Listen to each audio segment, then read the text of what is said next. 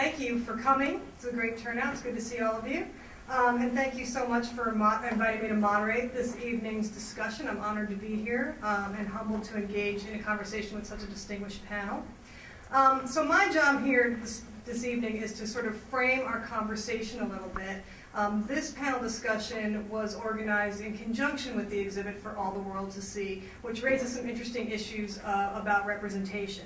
So for me, the main point of the exhibition For All the World to See is that images matter, that the power to control the way we represent our identity and interpret the value and meaning of our past and our artifacts has profound implications not only for cultural life, but also in the realm of social and political life. So that the icons and products of popular culture, whether you're focused on film or television or even like the tchotchkes on your grandmother's shelf, are really part of a larger process through which you come to understand who you are, how we relate to others, how we define our relationships to one another, and how we find our place in some kind of meaningful collective identity, whether that's a national identity or some sort of ethnic or gender-based or racially based identity, some kind of collective. So For All the World to See documents the effort, in particular of African Americans, to exert some kind of control over this process, to achieve the power to control how the race was represented, and thereby to manage the social and political significance of race in their everyday lives. So early in the 20th century, we see when we go through the exhibit, African American activists did protest racism in films and other forms of media. And while there certainly were people who were producing counter-narratives, there were African-American filmmakers like Oscar Micheaux, there were African-American periodicals like The Crisis, the exhibit suggests that it would take more than a handful, even of the most excellent media personalities, to really effectively and forcefully counter white supremacist imagery that was dominating American culture at the time. By the middle of the century, you see, as you walk through the exhibition, African Americans had developed a more effective counter-narrative. So by that point, you've got savvy media moguls who are producing the great picture magazines. You've got African American cultural figures creating documentary films. You've got African American sports figures who are in both the white and the black press. And African Americans begin to be able to use the media as a vehicle for protest and an agent of change, to really represent the fact that white supremacy was not, as it may have appeared, kind of human nature, but rather it was something that required quite a bit of violent enforcement and a constant reminder of its power. So our discussion this evening is kind of going to pick up where the exhibition leaves off, and it's going to ask us to consider the power of images in our contemporary culture. Our discussion is also going to encourage us to think in particular about the place of African American collections and museums as mechanisms of representation, and therefore as participants in the process of identity formation and political mobilization more broadly. So museum professionals and scholars of public history and others have kind of long been engaged in discussion about whether or not the ethnically specific or racially specific institution is useful for fostering a multicultural nation. And that's because there's a few who worry that kind of segmenting, or dare I say segregating, history or the arts might tend to reinforce a sense of difference. But arguably, most agree that collections initiatives and institution building and exhibition development that are all designed to represent the particular experiences of disempowered or oppressed communities can help counter misrepresentations elsewhere. So most agree that there is still a place for ethnically and racially specific initiatives in the cultural realm. Many of the scholar curators who engage in that kind of work do so with a really strong sense of mission and political purpose. And in that realm, some define that purpose in really expansive terms. So, for example, Juanita Moore, who was the founding executive director of the National Civil Rights Museum in Memphis, argued that her museum's exhibits, which really tried to recreate the brutality of segregation, quote, provide a space for people from all national and ethnic backgrounds to consider together the meaning of the words democracy and equality. It brings history into the present, forcing us to think about current issues as well as the past. So Moore really saw her mission as aiming towards a very broad national audience and very political in her terms. Other institutions tend to focus more specifically on the needs of their audience. So, for example, founders of the Latin American Youth Center in Washington, D.C. recognized that the act of oral history, the gathering and sharing of stories of the local Latino community, could help that community define a viable collective identity and a unique political agenda. And the center was nurtured by a partnership with the Smithsonian Institution, but was always working to maintain its very local focus. So according to the Smithsonian folklife specialist Olivia Cadaval, who was a co-founder of the organization and a member of its original curatorial team, the center, quote, serves to increase participatory democracy in the neighborhoods that, despite their location approximately 25 blocks from due north of the White House, have traditionally lacked political clout. So you can see that her mission is much more audience-focused for a particular group of individuals who need to have their political authority enhanced. Now, the center's relationship with the Smithsonian is an interesting thing, and it also points up something else about ethnically specific and community-based institutions, and that is that all public scholars, but perhaps particularly those who are working to represent minority voices, have to worry about funding and long-term institutional sustainability. So working partnerships with larger institutions can help raise their profile, attract funders, make sure that their audience base remains somewhat broad. The other thing that these institutions and all cultural institutions need to remain viable and successful is that they have to remain relevant to their audience. And you can see that that would be a challenge if you're working in the context of a large bureaucracy like the Smithsonian, but you want to be focused on a very small community. It can be challenging to maintain balance and make sure that you're always putting your audience's needs first.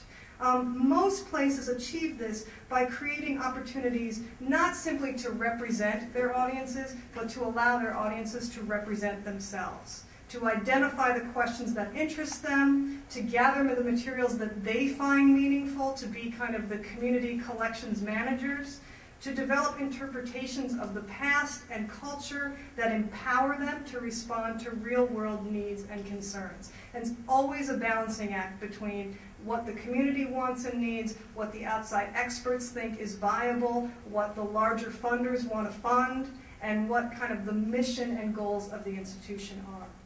So the panelists that we have this evening are all part of this broad discussion regarding the value, significance, sustainability of ethnically specific institutions. They have a lot of interesting things in common with one another. They're each interdisciplinary scholars who are interested in the significance of visual culture and other forms of representation. They're each experts in African American history and culture.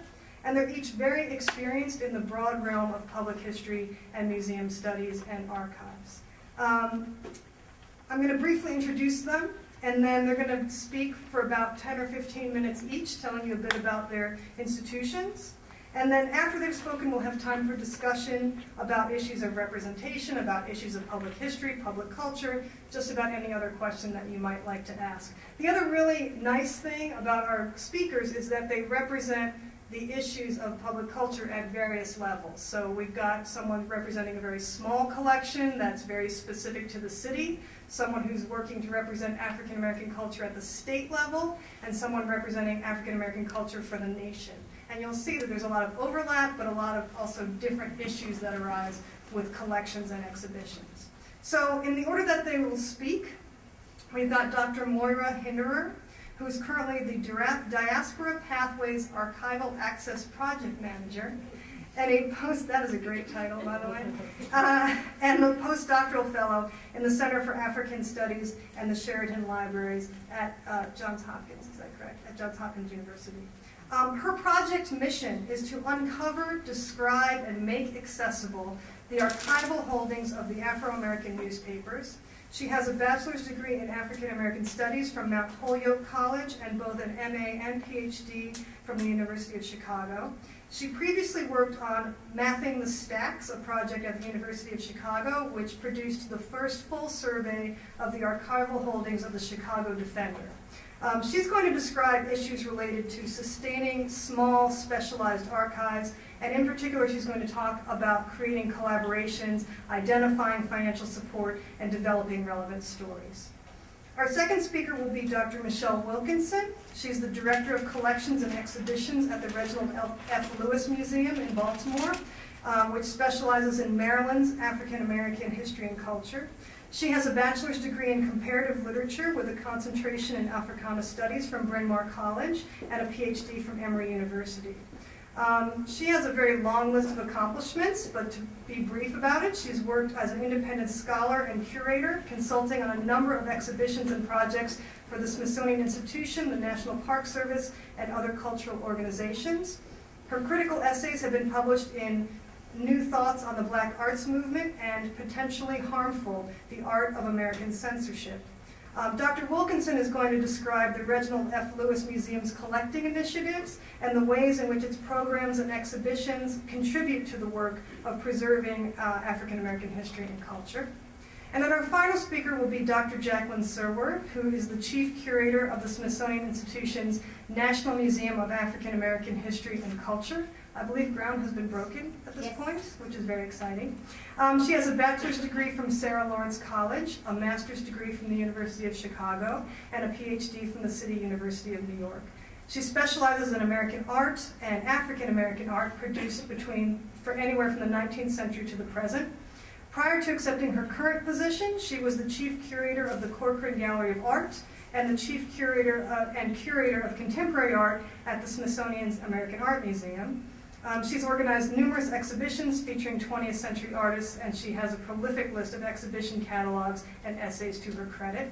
She's going to talk about how the exhibit, For All the World to See, reflects the vision for the National Museum of African American History and Culture. So without further ado, I'm going to turn it over to Dr. Hinderer.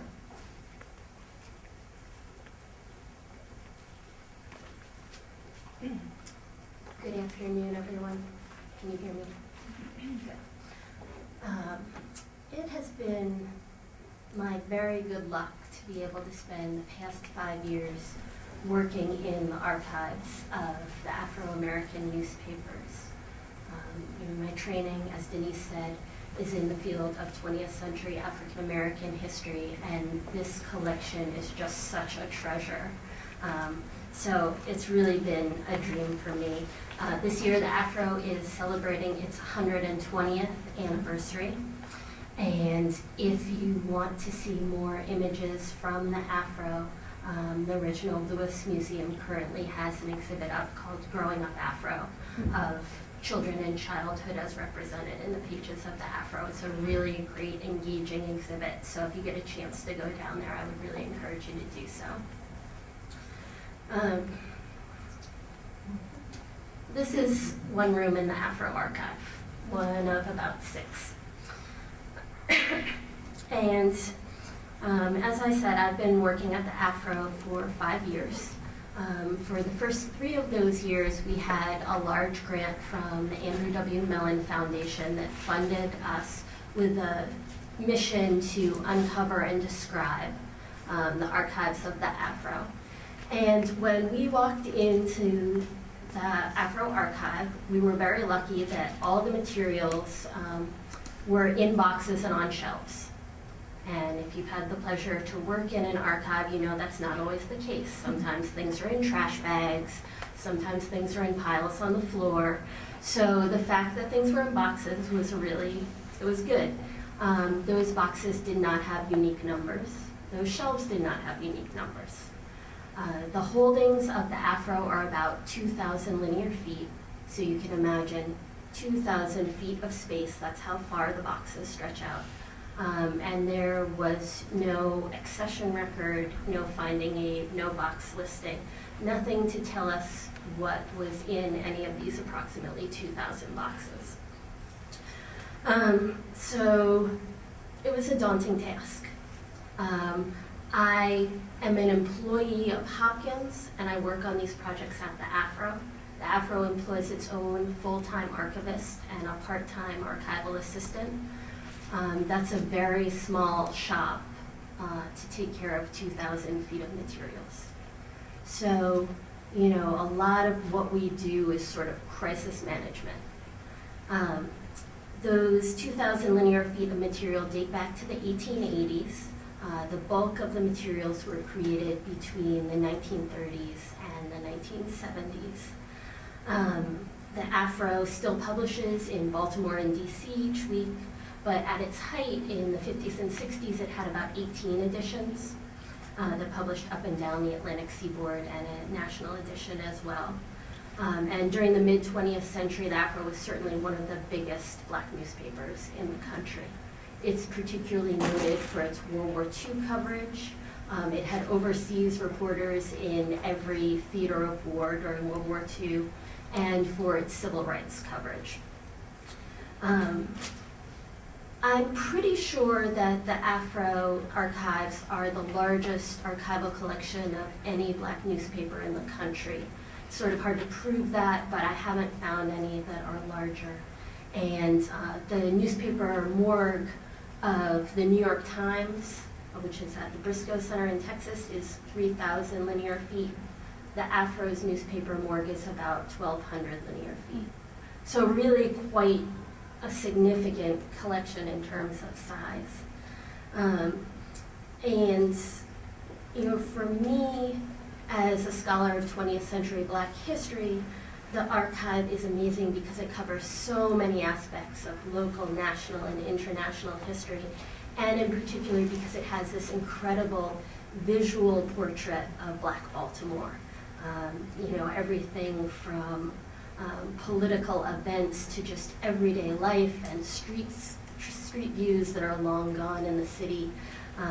So it's really incredible to try and go through these materials and reconstruct, you know, a sort of vanished landscape of the city.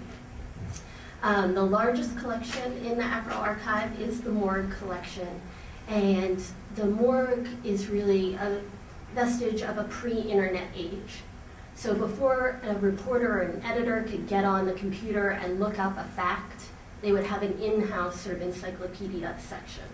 So if you published an article on a topic, it would then be filed away, and when you wrote the next article, you would go back and say, okay, what images do I have, what clippings, what correspondence, and it would form this sort of in-house encyclopedia. So it's always been a working collection, and it's still used in-house by AFRO reporters and editors today.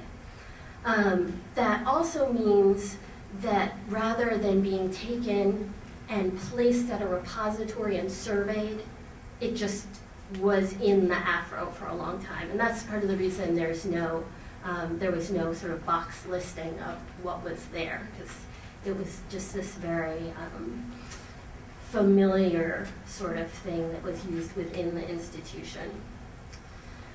So hence the great need for this large sum of money to organize and describe, because if we didn't know where stuff was, if people called looking for stuff, we couldn't tell them what was there.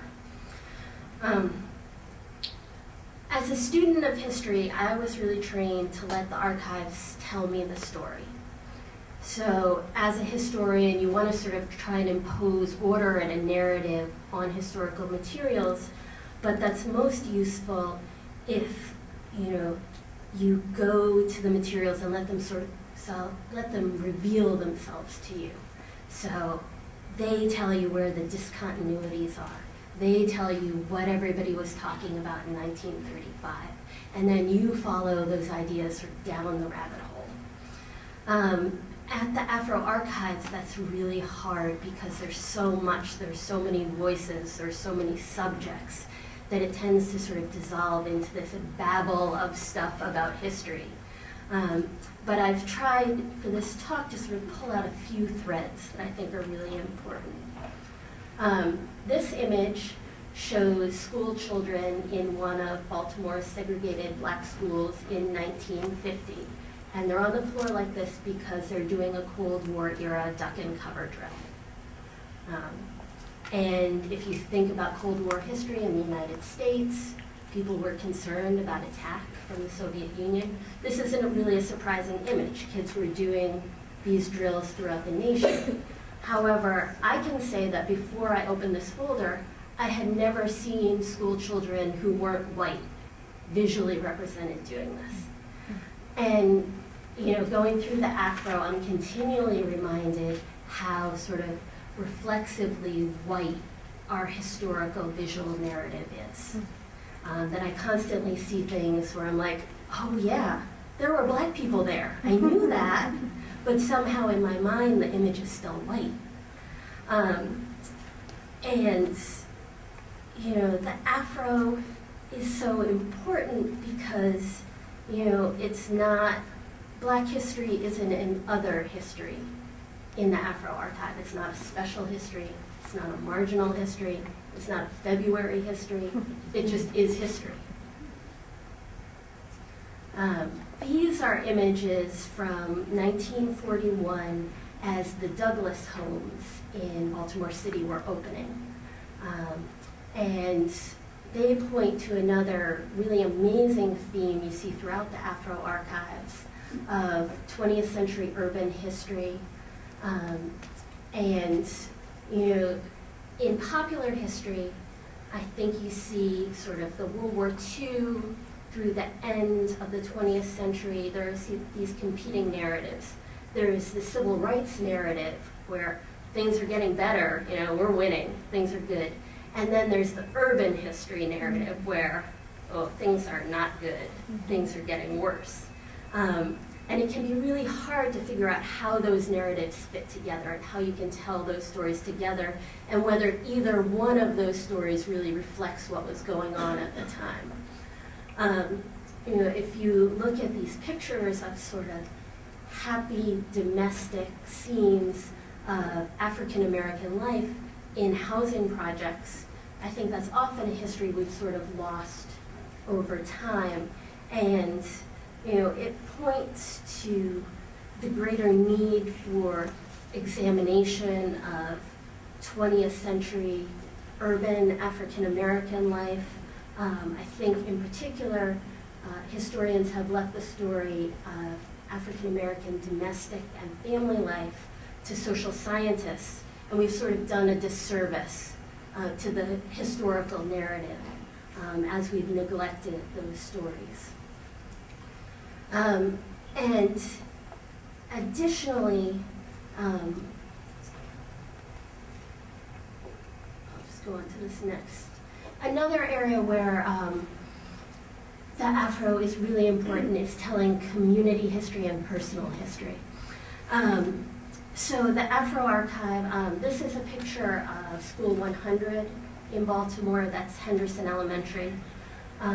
And this picture shows children who have collected money during World War II to help buy this Jeep by buying war bonds. So, you could do a political analysis of this picture, but it's also a picture of individual young Baltimoreans. So people often come to the Afro Archives, perhaps most commonly come to the Afro Archives seeking their own personal histories, saying, I'd like this picture of my grandmother.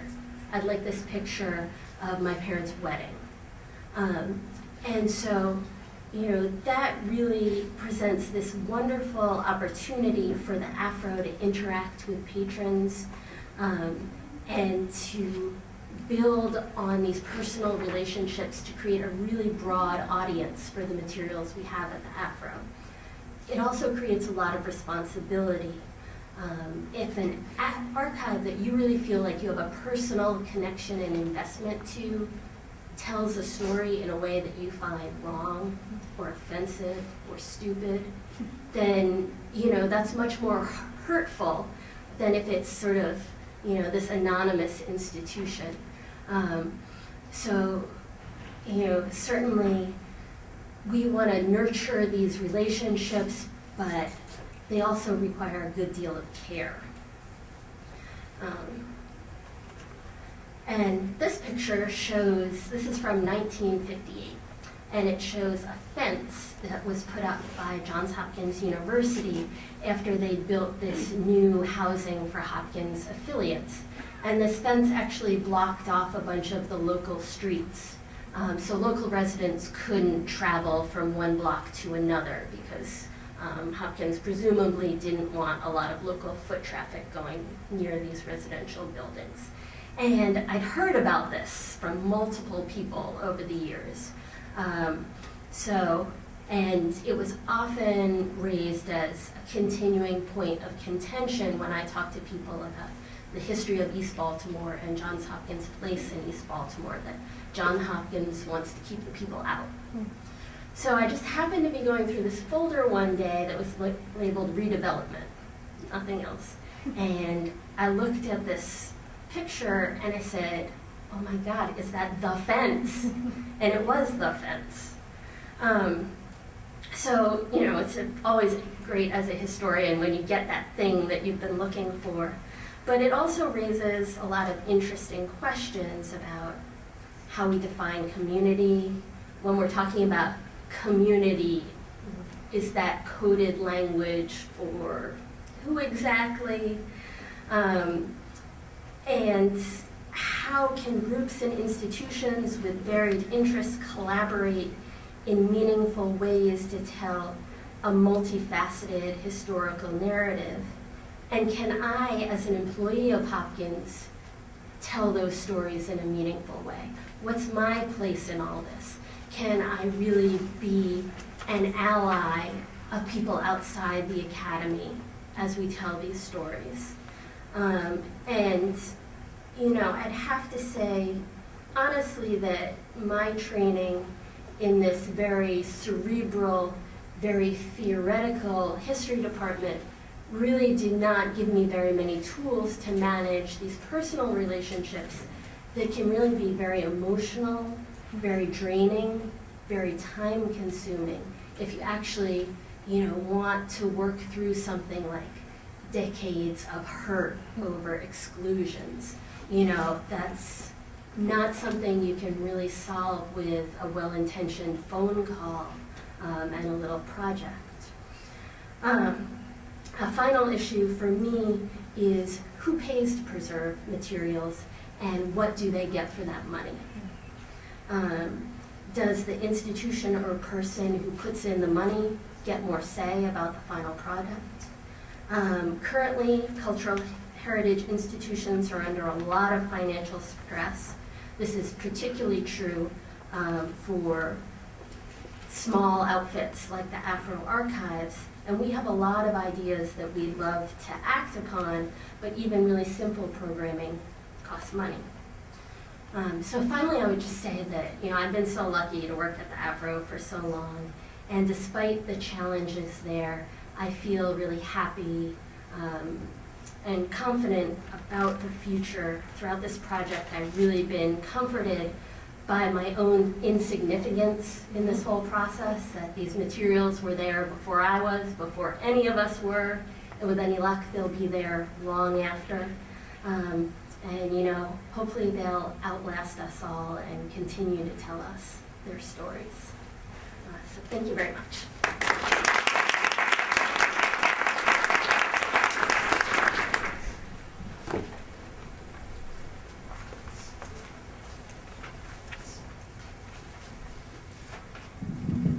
Good afternoon, everyone.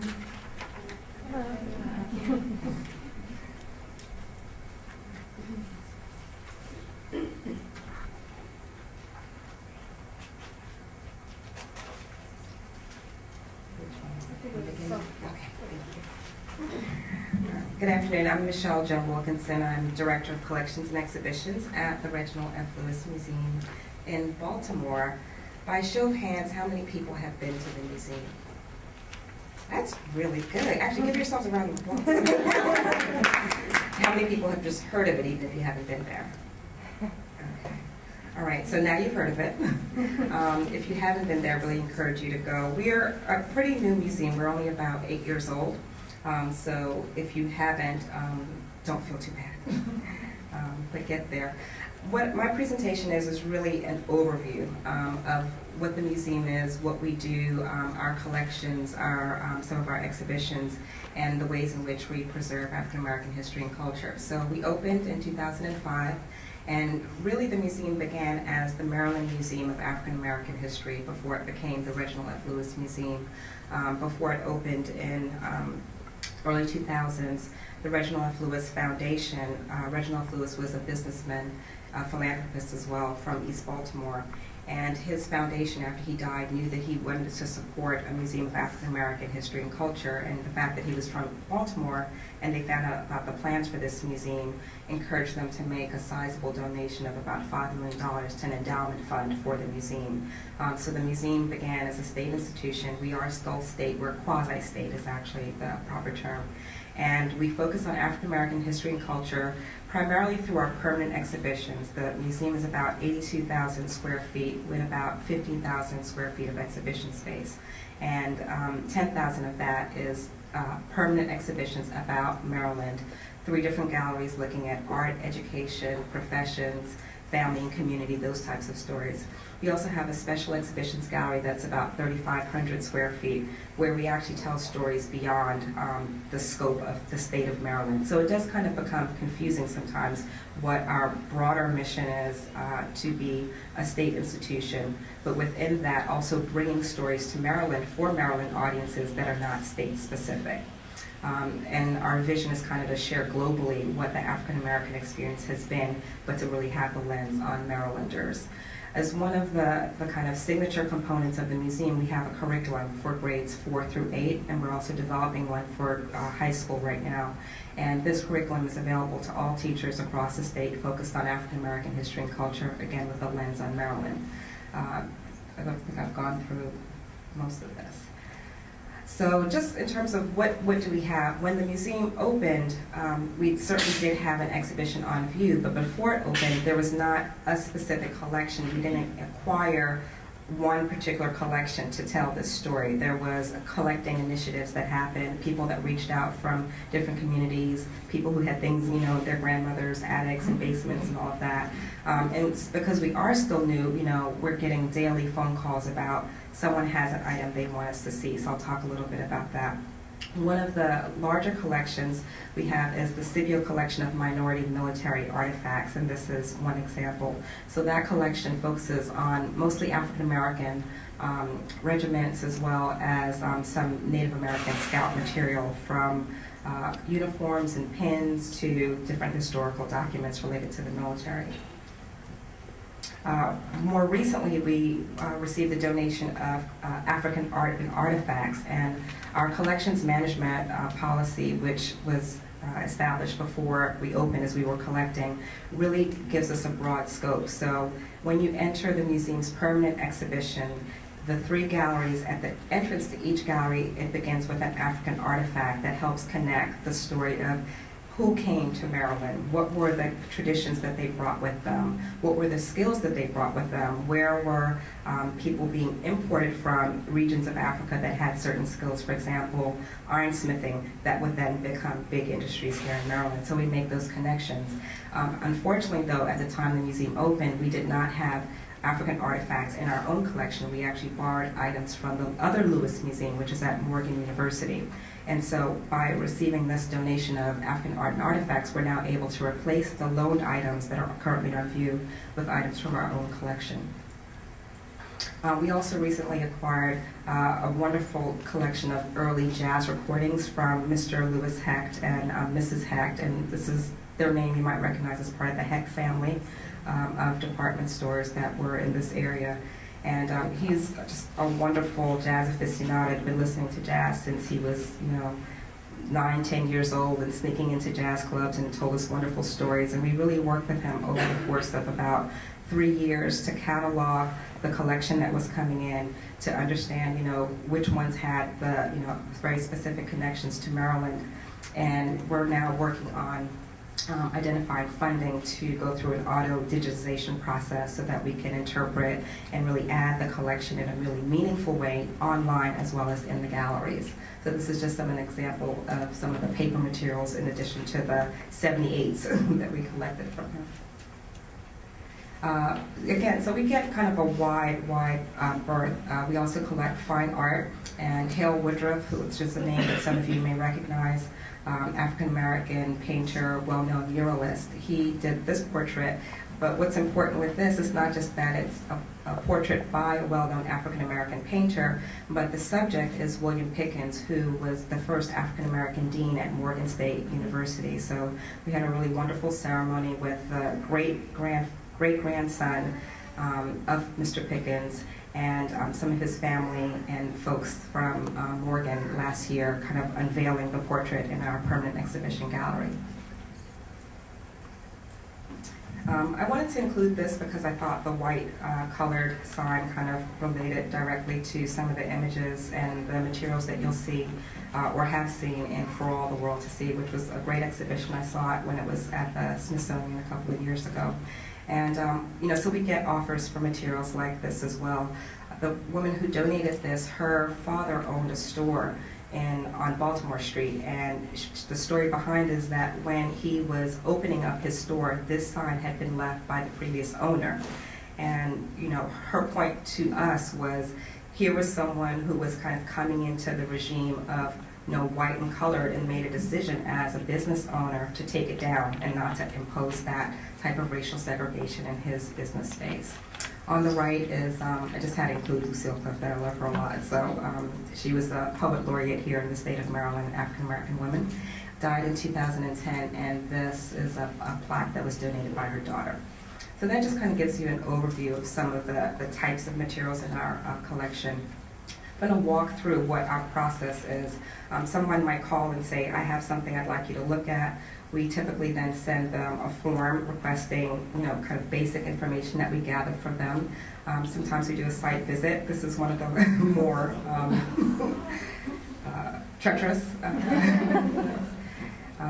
And then we, are able to identify objects regardless of, what the situation is that would fit our mandate. For collecting, we really do focus on items that have some type of Maryland connection. The person doesn't have to be a Marylander, but the story somehow has to impact Maryland, or the artist is from Maryland. And just a bit about the process. People always tend to like to see behind the scenes images, so I included some of these of what we do upstairs on the 5th floor of the original F. Lewis Museum. So again, because we are quite new, a lot of the items everything that went on view went through this process, but there are things that were coming in that were not going on view, and so there was a lot of backlog of having to go through and accurately identify, create housing for, collecting information about where the locations were. Of course, as institutions, museums are audited regularly, and so when the auditors come and they say, where is XYZ item, you need to be able to go to exactly where it's supposed to be and pull it out and present it. And so this is part of our ongoing project to make sure that everything is as it should be.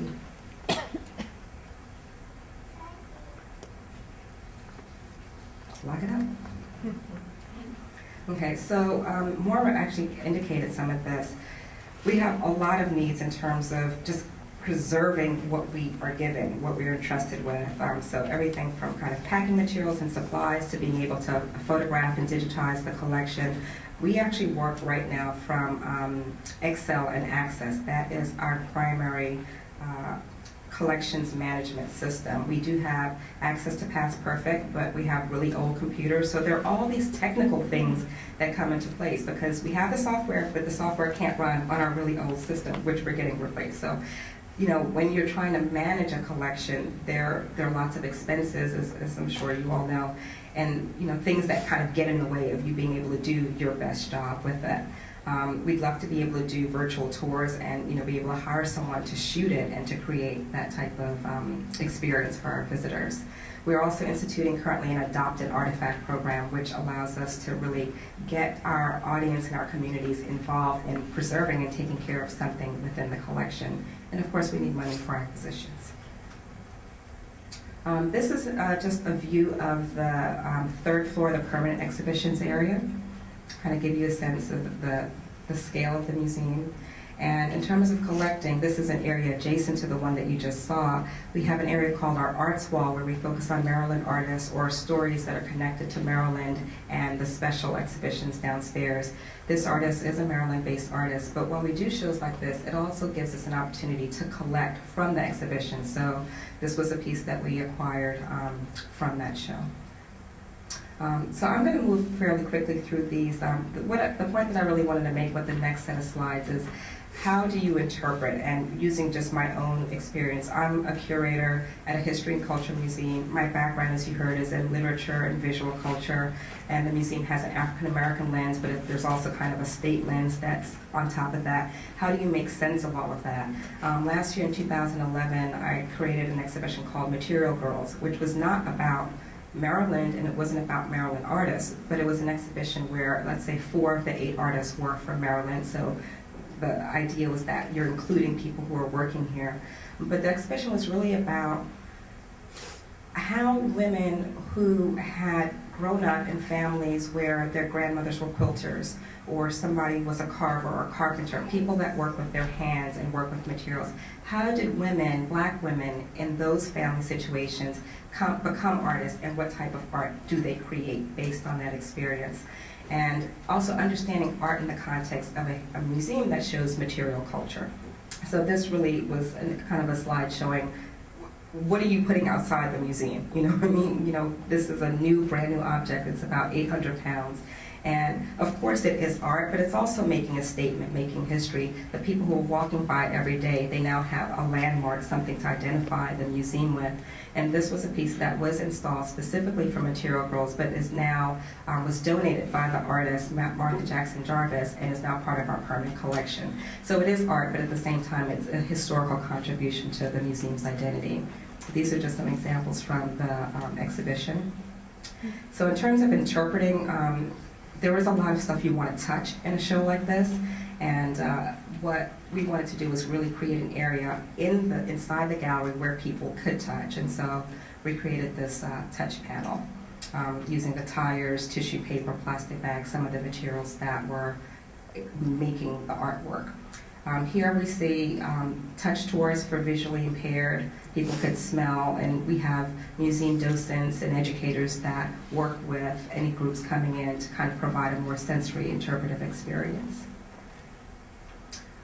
In the past, we've done things like cell phone audio tours. We had a Romare Bearden exhibition where we had poets as well as musicians recording on the cell phone audio tour their interpretation of Bearden. We've also commissioned Morgan theater students to create monologues and pieces that help bring the experience alive.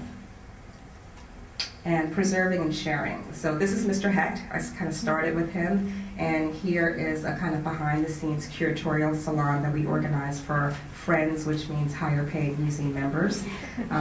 Last year, we really had fun. He sang, and it was really awesome. And we had also a hats-off presentation and preservation workshop where we invited a milliner, Miss Phyllis Ely, who's standing on the left, to come in and talk about hats and how to preserve and care for them. So as you see, people are sitting in the boardroom, they all have their hats on, and then they went upstairs into the collection storage area. They got to try some of the hats on and understand how to take care of them at home. So it's really important what we do at the museum, not just asking people, yes, donate or help us tell the story, but also providing the education so that they can do those things on their own.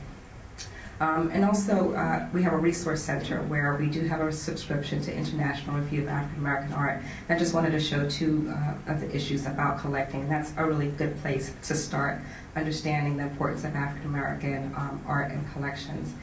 The Association of African American Museums is also another good place to start if you're interested in the subject matter. They have a website, www.blackmuseums.org.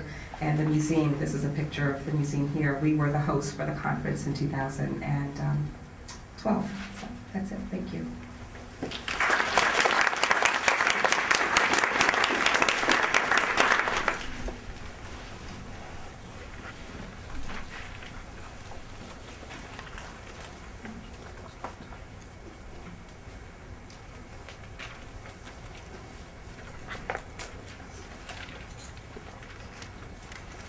Good afternoon, everybody.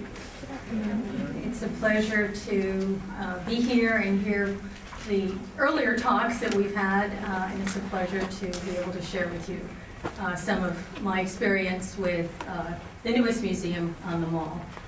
Let's see, I have to go to, how do I get out of it?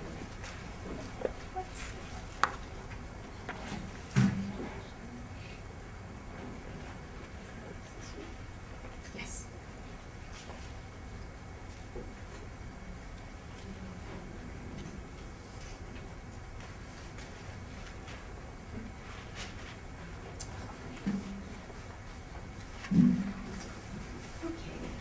Well, you're going to hear some similar things about our project, the National Museum of African American History and Culture. It's the newest Smithsonian museum. We broke ground in February of 2012, and we will open the museum in November of 2015. One of the exciting experiences of my time at the museum was our presentation of For All the World to See. So that was a very special project for us. I loved working with Maurice Berger, and there were a lot of things that we learned from hosting that exhibition. Indeed, exhibitions do matter, as we talked about earlier, but so do the stories that go with them. And so whether you're talking about art or you're talking about historical artifacts, for us, it's all about those stories. Let me just say that at NMAHC, and if anybody wants to suggest a nickname for the museum, we're open to that. It's a mouthful. We offer images, artifacts, and stories that provide a wide and deep narrative of the American story from the African American perspective. And in the images that you see, for example, in For All the World to See, what you understand is that once African Americans began to take control of their own images in the magazines, TVs, movies, toys, newspapers, and so on, they became more empowered, and they also caused the majority population to alter their assumptions and preconceptions about black people as well. In For All the World to See, the focus is, it's a compelling presentation that effectively weaves together the black story and the story of America. The result is a shared history that is fuller, more accurate, and richer than the story has traditionally been told. At our museum, we're following that approach. We do not see African American history as separate, but rather an inextricable and pivotal piece of American history. And our job is to make certain this piece finds its proper place in our national narrative. So back here, these are sort of the elements of our vision, creating an opportunity to explore and revel in African American history and culture, using African American history and culture as a lens, telling the African American story in an international context, and the museum as a place of collaboration. And I'll talk about that. We have exhibitions and programs. We have a website and social media. We have a membership program. We've done a number of pre-building exhibitions, one of which, as I mentioned, was For All the World to See. But we also did our first exhibition, which was Let Your Model Be Resistance, African American Portraits, and that actually traveled for almost 3 years around the country. And what we did was to take images in collaboration with the National Portrait Gallery and use those images of famous African Americans to talk about the ways in which they use their fame, their positions, their talents to fight against the status quo and to bring the kind of progress that is the character of our history for the last 150 years. We also did an Apollo show, and we did a show that combined art and history. Our most recent exhibition was devoted to slavery at Monticello. I hope some of you were able to see that. If not, you can see something about it on our website. And of course, this is a great topic with a new book that's just come out about Monticello, so it continues to be a hot topic. We're about to open, our next exhibition opens in December, and it's a juxtaposition of the Emancipation Proclamation and the March on Washington, talking about that 100 years and the momentousness of those two events. And I think for many people, that interim period, those 100 years, are really not, it's kind of, there's nothing, there's no real understanding of what happened. There is this assumption that there was continual progress. What we know is that was a very complicated time, and this exhibition gives us an opportunity to inform people and also to give us a kind of baseline in terms of what we understand about that period. We also have a lot of projects. We talked about collaborations. We have a collaboration with the Library of Congress, and we have done about 60 oral histories with activists in the civil rights movement. And some of them are well-known people, but oftentimes they've been people whose names we don't know, but who have something very, very important to contribute to that story. And what we're going to have in the museum is a very extensive oral history collection. We've also collaborated with StoryCorps and have really a beautiful, heartrending collection of oral histories from 11 different cities around the country. We have also collaborated with Folkways, one of our units at the Smithsonian, to preserve African American musical traditions.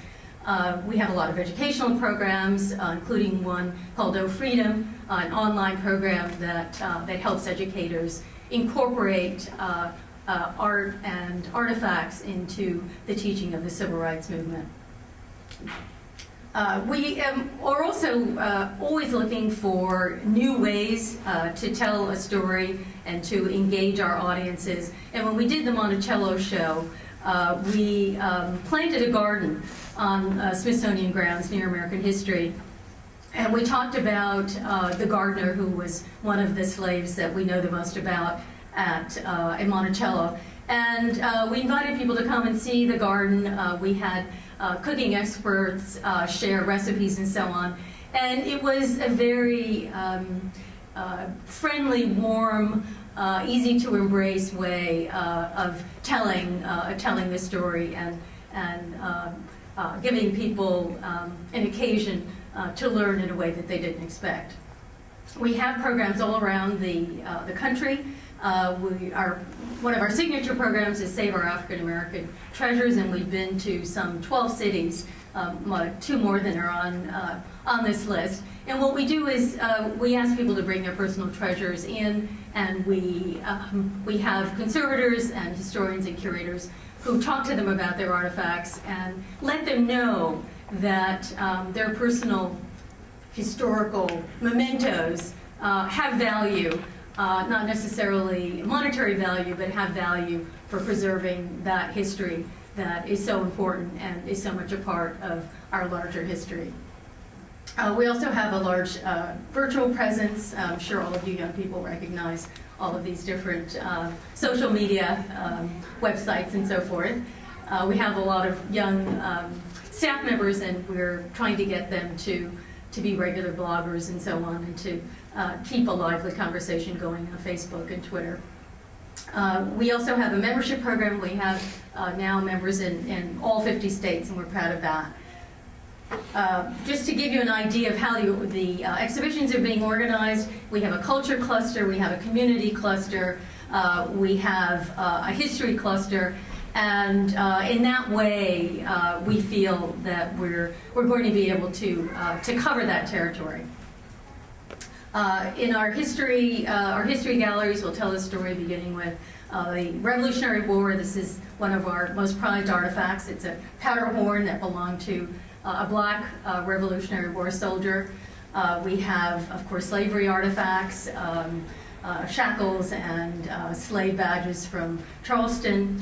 We have a remarkable, really wonderful, glorious collection of artifacts that belong to Harriet Tubman, including her hymnal, her shawl that was given to her by Queen Victoria, wonderful pictures, collars, and handkerchiefs, things that were in her personal possession and that actually touched her body. And in that way, we think that it just makes such a human connection to people, and we're really pleased about that. And speaking of images, we recently had a program with the Smithsonian Regents, and we went out to our conservation facility and showed some of these artifacts. And the conservator there put together a flyer that had a picture of Harriet Tubman, a full picture of her, and a full picture of Queen Victoria. And it was a wonderful juxtaposition. It was about the shawl, but really it was about these two women who were the great mistresses of their domains. And there was something about juxtaposing those images that was extremely powerful. We have artifacts from World War I. We are also committed to telling the difficult stories as well as the wonderful stories, and so we do have artifacts that document the story of the Ku Klux Klan and so on. And we have artifacts that will help us tell the story of segregation. We will actually have a whole train in the museum, in the segregation gallery. And I think in Moira's talk about the archive for the Afro-American, young people, I think, especially you all, don't really understand what segregation was all about. It's so irrational. But we will have this train which is divided into the colored section and the white section, and you'll actually be able to walk through that. And I think that physical experience will go a long way to communicating what that was like, what it was like, and also the irrationality and the absurdity of it, and give you some idea of the progress that we have made. We also have some other unexpected items in the collection. We have a whole collection of a fashion collection that was given to us by Lois K. Alexander Lane, a woman who had started a museum of black fashion in New York, and as she became elderly, the family decided to donate the collection to us. So we have this wonderful collection of Anne Lowe dresses. She was the dressmaker for Jackie Kennedy, who did her wedding party and so on. We have costumes from The Wiz and Bubbling Brown Sugar and so on that will also help us talk about popular culture, which will be one of the exhibitions in the culture section. So some unexpected things. We have a collection plan, but every once in a while things come along that you just can't say no to. We have some wonderful items in our culture section, including the trumpet, Louis Armstrong, and the Bo Diddley hat, of course James Brown. We also have, we're building a wonderful art collection, and we have 2 portfolios of Jacob Lawrence. This one is the Toussaint Louverture, which will help us tell the story of the diaspora as well as the story, African-American story on the mainland. We have Elizabeth Catlett, and this is also a great piece because it harks back to that history of Phyllis Wheatley. It also allows us to talk about Elizabeth Catlett and what a great figure, pioneering figure she was as a woman artist in her generation. And this was a piece that was commissioned by one of the historically black colleges and universities in 1973 on the 200th anniversary of the publication of Phyllis Wheatley's poems. We also have other great art pieces. this is a work of art by Charles Austin from 1958, and we don't usually think of him as an activist, but he was involved in furthering and honoring the women, especially, who were involved in the civil rights movement. Speaking of the diaspora, we have collected works by Colombian artist Ana Mercedes Hoyos, and so that's another way in which we will be trying to tell this larger story. As they say in the catalog, photography does best at bearing witness, and we plan to have, or we're in the process of putting together, a really grand collection of photography, 19th century to the present. Here's some other images. We also have hats, and we're going to have a whole section devoted to a hat shop in Philadelphia in our Power of Play section.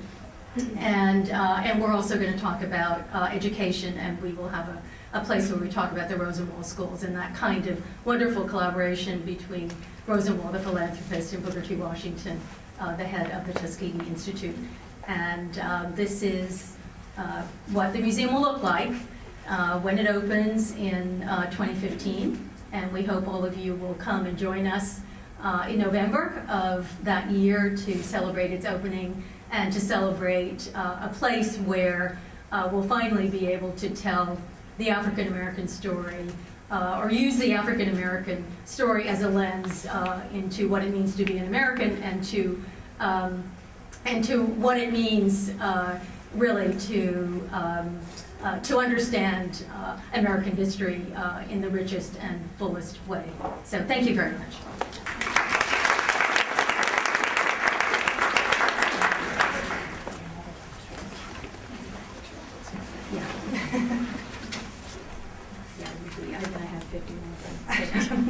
Thank you very much. I'm a taskmaster, and I was sitting in front flashing like warning cards.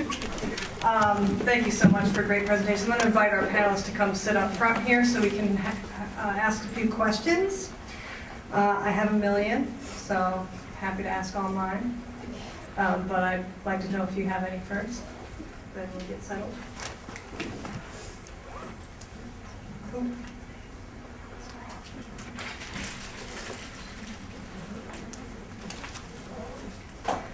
Thank you. So maybe I'll start with a question. This is a question, it's sort of a spin on a question that I sent you, which is maybe not fair.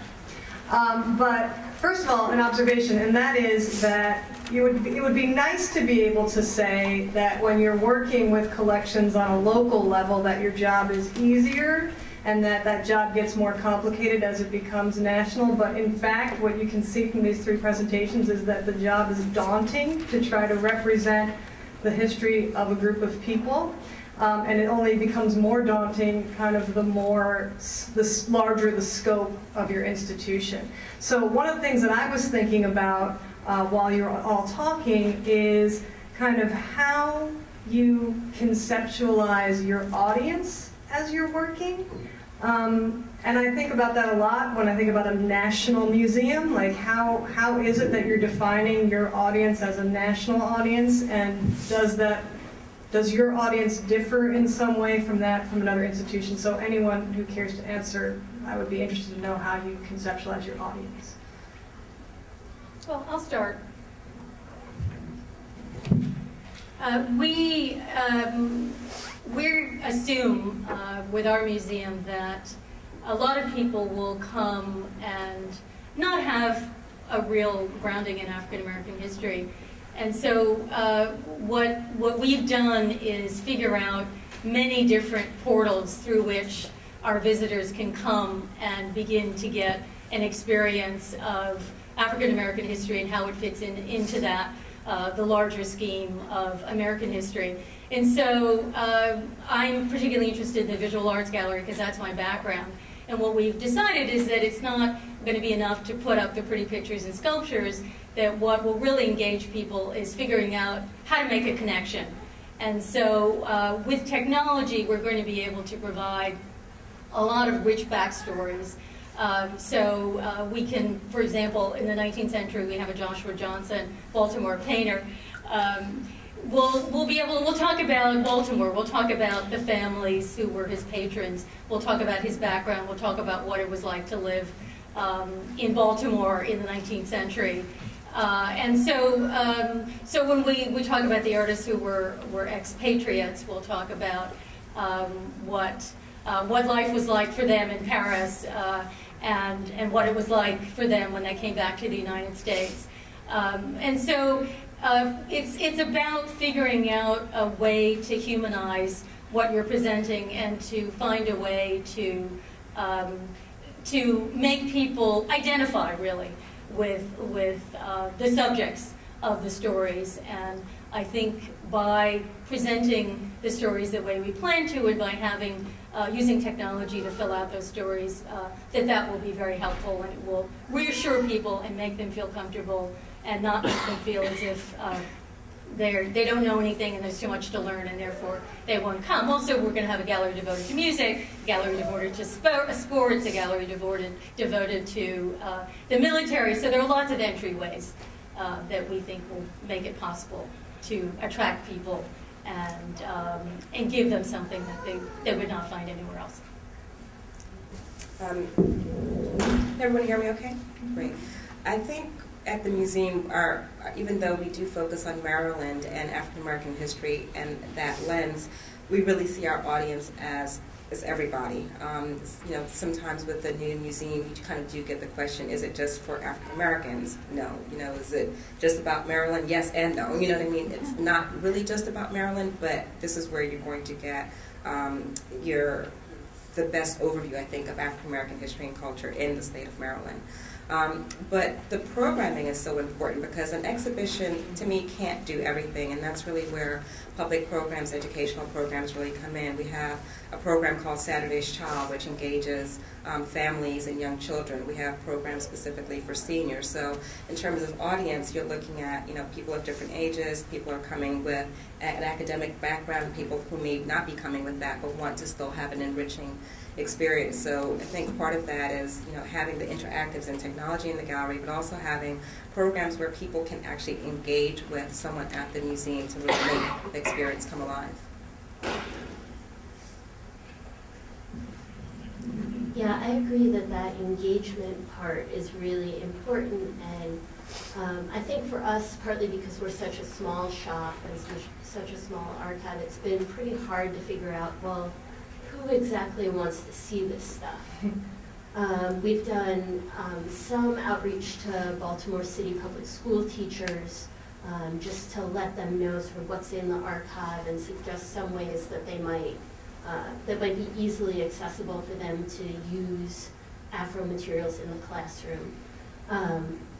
But I've often found, you know, talking to people in Baltimore, that I don't know that they necessarily want me or the Afro to tell them about Baltimore's African American history. They really want to be in the mix. They want to be part of the conversation. They don't want us to package it up and give it to them. And if we try to do that, you know, we meet with resistance.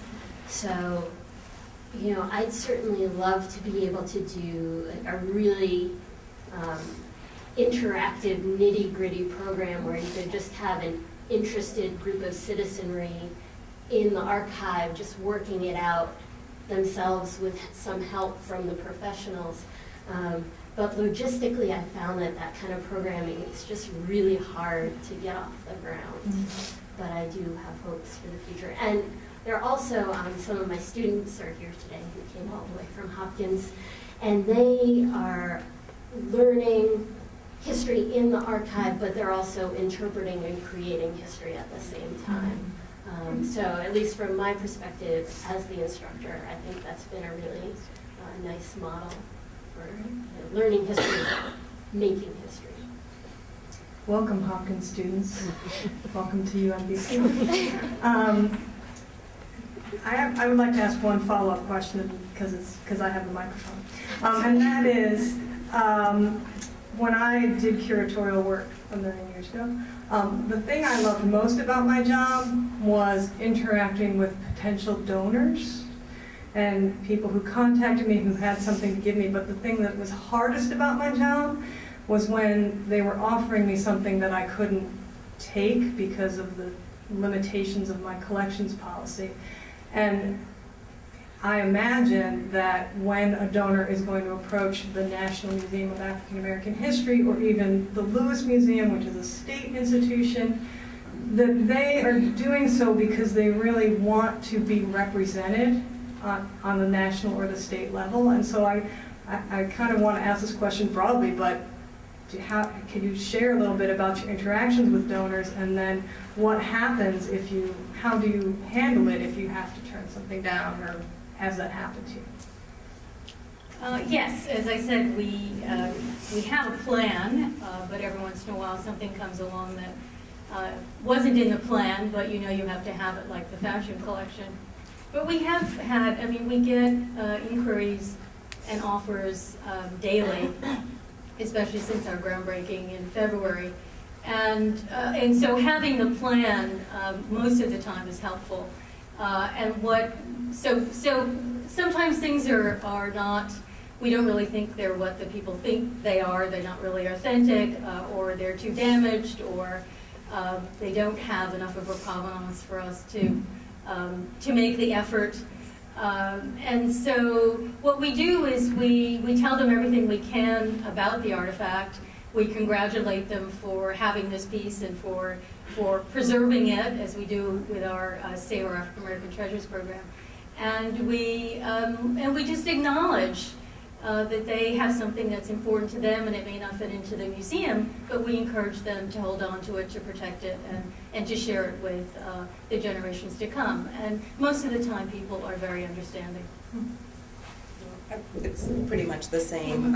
We do have a collections management policy that really governs what our areas of collection are.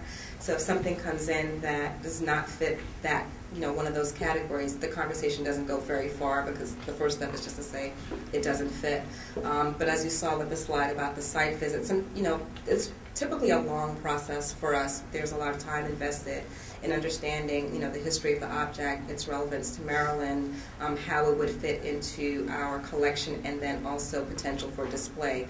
It's never a good feeling to take something and not know how you would put it on view, and often there is, when the donor is alive or the family's, they want to see it on view. We can't always do that, but you do want to be thinking about where does this fit in a future exhibition or a future display. So those are some of the things that come into to play. But we decline things pretty regularly. One of the slides I didn't have in there is the Collections Review Committee. We have a committee that's a subcommittee of the museum board that actually makes the final determinations when we're purchasing something, or when it's a large donation over a certain amount. Before it can even be donated, they have to okay it. So we make our prospective donors aware of that, the length of the process and the different steps in it from the beginning. Yes, we do as well, and it's helpful to have a process and to be able to say to a potential donor, we have to bring this before the committee. And so then it becomes, if it's a rejection, it's not a personal thing. We don't get many donations. The only one I can remember recently is we got about 20 bricks from the old Afro building on Utah. So we weren't quite sure how we'll use those, if ever, but we might take some. So I'd be interested to know if you have any questions, and for our esteemed panelists, go ahead. Hi, I'm Kate. I'm majoring in anthropology and Asian studies.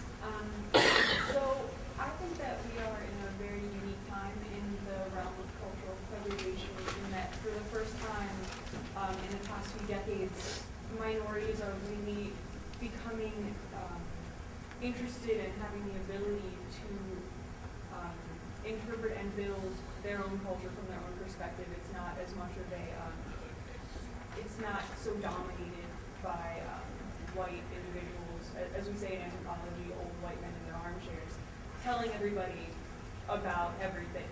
So I wonder, you're obviously a colorful panel and this is a colorful room of people, how race still plays into this discussion in your personal lives and in your positions, and how you think that will affect what you're trying to accomplish in the future. That makes sense. You want to start? Small question. Well, I would say, first of all, we have a very diverse staff. And while obviously the exhibition focuses on African American history and culture, we do have a diverse group of people who can weigh in on how we shape the various interpretations of African American history and culture. And so I think that I think this new generation of museums is going to be able to sort of bridge that gap between perhaps some of the older ethnically specific museums that they really felt very constrained. We feel that we can tell the story, but we can also convincingly put it into that larger context, and I think that will be a different experience, and it will be a different way of telling the story, and one that will be more accessible and more welcoming to the largest group of people. Oh, you? Okay. I'm not sure that I really understood the question about how race plays. Do you mean race as a construct or people of color? Mostly just, we had a speaker come to one of my classes the other day, for instance, who is a Lumbee Indian, and she's working with her elders and people of her community to kind of rebuild the history of their people as told from their own personal perspective, not people outside the community trying to tell them who they are and what their history is and what they represent. And I do think that that's kind of a unique aspect of our time, that we have the ability to take interpretations from multiple races, sexes, anything like that. More people have the opportunity to speak about themselves and about other people and be recognized for it. Their voice isn't being kind of squished under the kind of like professional.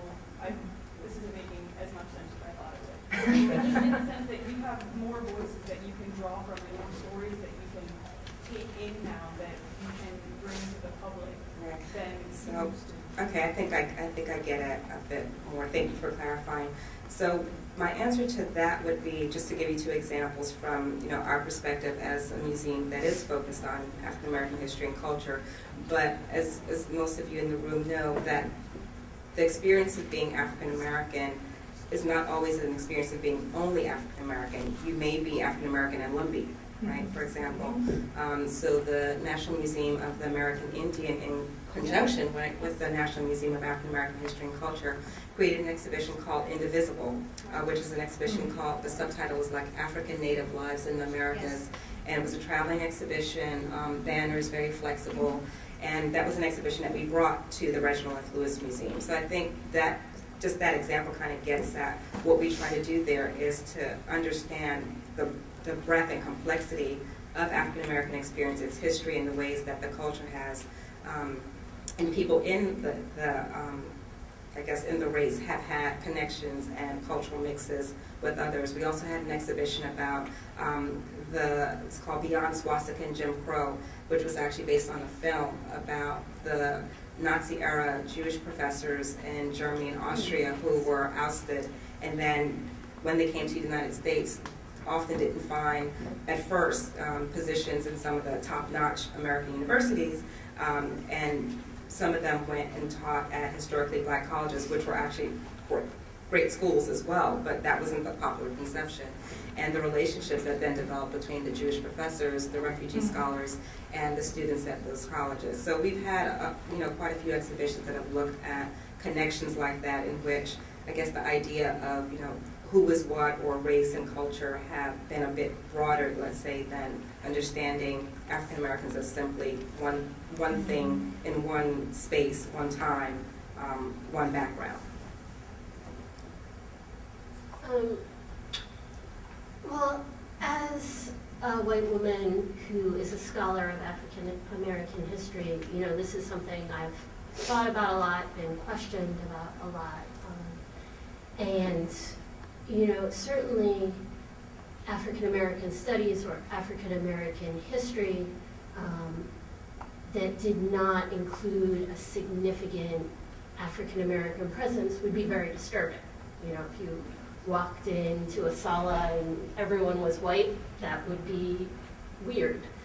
I also hope that we're living in a world where we can sort of all pursue our passions, and you can be black and study Bulgaria, and you can be white and you can study Nigeria, and we should be free to sort of study groups that we feel are similar to ourselves, but we should also be able to, you know, just get outside our own identities and study things that are very unfamiliar. You know, I grew up in New Hampshire, so when I got to college, African American history was not something I really knew anything about, and it was really exciting to learn that history.